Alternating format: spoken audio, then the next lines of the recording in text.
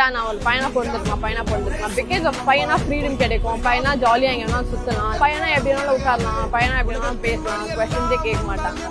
பொண்ணுனா like கீழே பார்த்து நடக்கணும், லைக் இந்த மாதிரிலாம் சொல்லி இது பண்ணுவோம். See, I understand that teaching us like discipline and all of that, but then why only us? எப்பவுமே ஏன் only girls இருக்கு? அதெல்லாம் like நிறைய இருக்கு. That made me feel like the tomboy or whatever, or maybe அது எனக்குள்ளேயே இருந்துச்சு.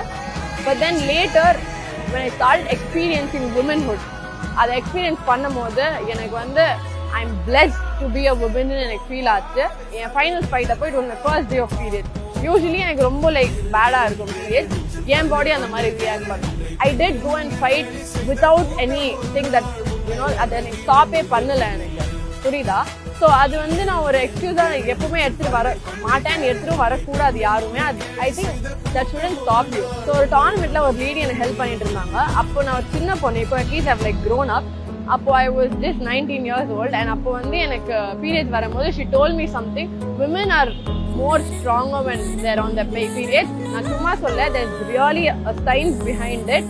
அது வந்து it's more mental than it's physical. எனக்கு ஏன் பீரியட் வருது, நான் வந்து ஒரு பையனா பிறந்திருக்கலாம், இல்லவே இல்லை. அதையும் தாண்டி நான் போய் ஃபைட் பண்ணதே எனக்கு பெரிய விஷயம். அண்ட் நான் ஜெயிச்சிருந்தா எல்லா டைமும் உங்களுக்கு வந்து it won't be not your day, it's okay.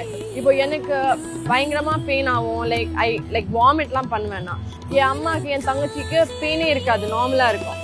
My அத்தை ஹேஸ் தி சேம் இது.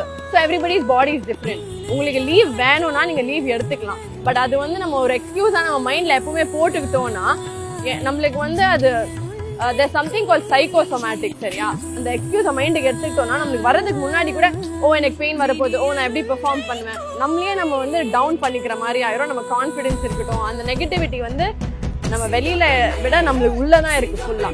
மைண்ட்ல ஃபைட் பண்ணுங்க, be strong enough, just listen to your body. உங்க பாடி என்ன சொல்லுதுன்னு கேளுங்க, அதுக்கு அக்கார்டிங்லி லைக் ஆக்ட் பண்ணுங்க, அவ்வளவுதான். ஸோ இப்போ வந்து பாத்தீங்கன்னா சில பாயிண்ட்ஸ் இருக்கு பாடியில, அது வந்து நம்ம ட்ரெயினே பண்ண முடியாது. எவ்வளோ அவங்க ஸ்ட்ராங்கா